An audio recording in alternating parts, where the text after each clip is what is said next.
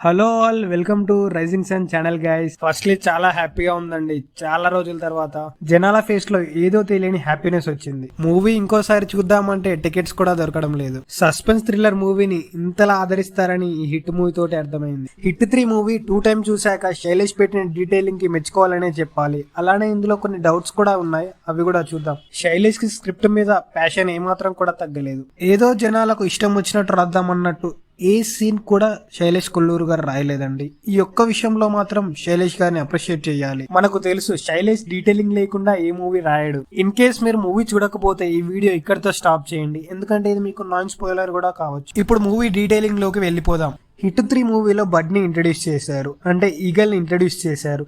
అదేదో screen presence కోసమో లేదా ఎలివేషన్ కోసమో పెట్టలేదు. మనం హిట్ 2 మూవీలో అబ్జర్వ్ చేసినట్టయితే కేడీకి మ్యాక్స్ ఉంది. అలానే హిట్ 3 మూవీలో సర్కార్ కి బడ్ ఉంది.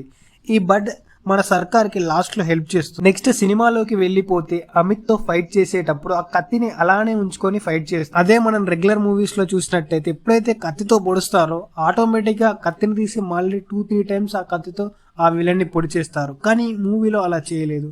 ఎందుకంటే కత్తి ఎప్పుడైతే ఉంటుందో బాడీలో అప్పుడు బ్లీడింగ్ అనేది చాలా తక్కువగా ఉంటుంది. ఎప్పుడైతే తీస్తామో బ్లీడింగ్ అనేది చాలా వెళ్తుందని ఇక్కడ డీటెయిలింగ్ అండ్ ఇక్కడ ఫారెన్సిక్ ఇన్వెస్టిగేషన్ కి శైలేష్ గారిని అప్రిషియేట్ చేయాలి. ఆయన జమ్మూ అండ్ కాశ్మీర్ లో అక్కడ ఇన్వెస్టిగేషన్ చేసేటప్పుడు ఇక్కడ కార్ వెళ్ళవచ్చు, ఇక్కడ కార్ టైర్స్ ఉంటాయని దాని మీద కూడా చాలా ఇన్వెస్టిగేషన్ చేశారు.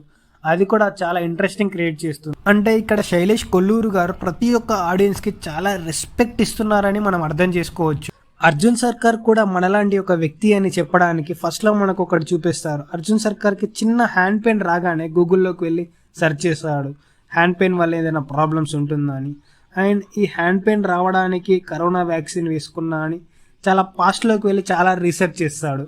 అంటే అర్జున్ సర్కార్ కూడా మనలాంటి ఒక వ్యక్తి అని చెప్పడానికి ఇక్కడ శైలేష్ గారు ఈ ఒక చిన్న స్క్రీన్ ప్రెజెన్స్ ని తీసుకున్నారు. మృదుల సర్కార్ తో మాట్లాడేటప్పుడు నువ్వు ఏదో అందంగా ఉన్నావు, చాలా బాగున్నావు అని చెప్పదు, నువ్వు యావరేజ్ గా ఉన్నావని చెప్తుంది. అంటే ఇక్కడ డైరెక్టర్ ఏం థింక్ చేశాడంటే హీరోని కూడా చాలా హై పొజిషన్ లో పెట్టకుండా గ్రౌండెడ్ స్టేట్ కి తీసుకొద్దామని ఈ సిచ్యువేషన్ రాశారు. నువ్వు అమ్మ దగ్గర పెరగలేదు కదా, అందుకే ఇలా ఉన్నావని హీరోయిన్ అంటుంది. అంటే హీరోకి ఇలా ఉండాలి అలా ఉండాలని అర్జున్ సర్కార్ కి ఎవరు నేర్పలేదు. అందుకే అర్జున్ సర్కార్ కొంచెం వైలెన్స్ ఎక్కువగా ఉంటుంది. అండ్ అర్జున్ సర్కార్ కి అమ్మాయిలతో ఎలా మాట్లాడాలో కూడా తెలియదు. ఈవెన్ మిరపకాయ బజ్జీ ఎలా తినాలో కూడా తెలియదు. అమ్మాయిలతో ఎలా మాట్లాడాలో కూడా అర్జున్ సర్కార్ కి తెలియదు. అంటే ఇక్కడ అర్జున్ సర్కార్ చిన్నప్పటి నుంచి ఎలా పెరిగాడని మనం అబ్జర్వ్ చేసుకున్నట్టయితే ఇంటెలిజెన్స్ ఇంప్రూవ్ చేసుకోవడంలో అండ్ ఇన్వెస్టిగేషన్ లో చాలా రీసెర్చ్ చేసి ఆ ఒక్కదాని మీద చాలా ఫోకస్ చేశాడు. ఈవెన్ వర్షాని అప్రిషియేట్ చేసేటప్పుడు కూడా నువ్వు అమ్మాయివని కాదు, నీ ఇంటెలిజెన్స్ బాగుందని అప్రిషియేట్ చేస్తున్నా అంటాడు. వేరే మూవీస్ లో మనం చూసుకున్నట్టయితే హీరో ఒక్కడే ఒక ఇంటెలిజెంట్ పర్సన్ అండ్ వేరే వాళ్ళంతా ఇంటెలిజెంట్ పర్సన్స్ కాదు, హీరో ఒక్కడే చాలా ఆలోచిస్తాడని అనుకుంటారు. కానీ ఈ మూవీలో అలా లేదు. మీరు అబ్జర్వ్ చేసిన ఈవెన్ వర్ష కావచ్చు, మృదుల కావచ్చు, అందరికి ఈక్వల్ ఆపర్చునిటీస్ క్రియేట్ చేశారు ఫర్ ఇన్వెస్టిగేషన్. ఈవెన్ అమిత్ ని పట్టుకోవడానికి కారణం కూడా వర్ష అని. అండ్ శైలేష్ కి ఎలా ఇంట్రెస్ట్ క్రియేట్ చేయాలో కూడా తెలుసు. ఎందుకంటే దివాకర్ ఫస్ట్ నుంచి పాపకి యాన్యువల్ డే ఫంక్షన్ ఉంది, సార్ లీవ్ ఇవ్వండి అని అడుగుతారు. కానీ అర్జున్ సర్కార్ మాత్రం పర్మిషన్ ఇచ్చేవాడు కాదు. కానీ లాస్ట్ లో దివాకర్ ని చంపే ఛాన్స్ కూడా అర్జున్ సర్కార్ కే వస్తుంది. ఇక్కడ ఈ రెండు సిచ్యువేషన్స్ ని మన శైలేష్ గారు చాలా బాగా హ్యాండిల్ చేశాడనే చెప్పాలి. అండ్ మనం హిట్ 2లో చూసుకుంటే మీనాక్షి చౌదరికి ఒక పర్పస్ ఉంది. ఒక ఆర్గనైజేషన్ లో మీనాక్షి చౌదరి అనేది వర్క్ చేస్తుంది. అలానే హిట్ 3 మూవీలో చూసుకుంటే ఫస్ట్ లో మనకు ఇంట్రడ్యూస్ చేయలేదు. అంటే మన హీరోయిన్ ఒక పోలీస్ అని ఎవరికి ఇంట్రడ్యూస్ చేయలేదు. మృదుల ఒక నార్మల్ గర్ల్ అని ఇంట్రడ్యూస్ చేశారు. కానీ మనకు సెకండ్ హాఫ్ ఎప్పుడైతే కంప్లీట్ అవుతుందో అప్పుడు మృదుల అనే ఒక పోలీస్ ఆఫీసర్ ట్రీట్ చేశారు. బట్ ఇది హిట్ 2లో కూడా ఉంది. సేమ్ క్యామియో ఇక్కడ కూడా రిపీట్ అయింది. అండ్ 9 నెలల పాపను తీసుకెళ్లి ఏం చేస్తారు సార్ అనే ఇక్కడ సిచ్యువేషన్ చాలా బాగా హైప్ క్రియేట్ చేసింది. అండ్ ఇక్కడ నాకు ఒక చిన్న డౌట్ ఏంటంటే ఇది లాస్ట్ లో రివీల్ చేశారు, బట్ ఆ సిచ్యువేషన్ ఎప్పుడు వచ్చింది అర్జున్ సర్కార్కి? ఈ పాపను తీసుకువెళ్ళడానికి కారణం ఏంటి? ఇది కూడా ఇంకొంచెం బాగా చూపిస్తే బాగుండని ఒక చిన్న థాట్ నాకు వచ్చింది. ఓవరాల్ మూవీ మాత్రం చాలా గుడ్ అండ్ చాలా ఎక్స్ట్రాడినరీ అనే చెప్పాలి. ఫస్ట్ హాఫ్ మాత్రం వేరే అండ్ నెక్స్ట్ లెవెల్ అనే చెప్పాలి. ఇంటర్వెల్ బ్యాంక్ వరకు మాత్రం మూవీ మాత్రం నెక్స్ట్ లెవెల్.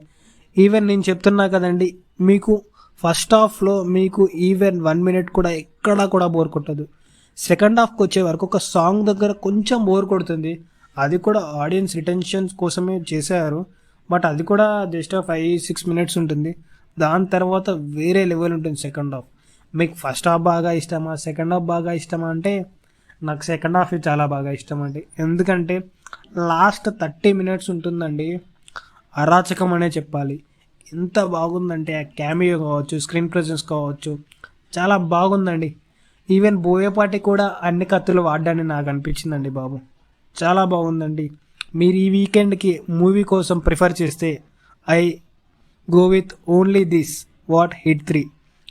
చాలా బాగుంది. మళ్ళీ మనకు ఒక సస్పెన్స్ థ్రిల్లర్ దొరకడం చాలా కష్టం అండి. So please go and watch hit 3 movie in near theatres. చాలా ఐ ఫీస్ట్ ఒక పండగలా ఉంటుందండి. ఆ స్క్రీన్ ప్రజెన్స్ అయినా ప్రతి ఒక్కటి. So thank you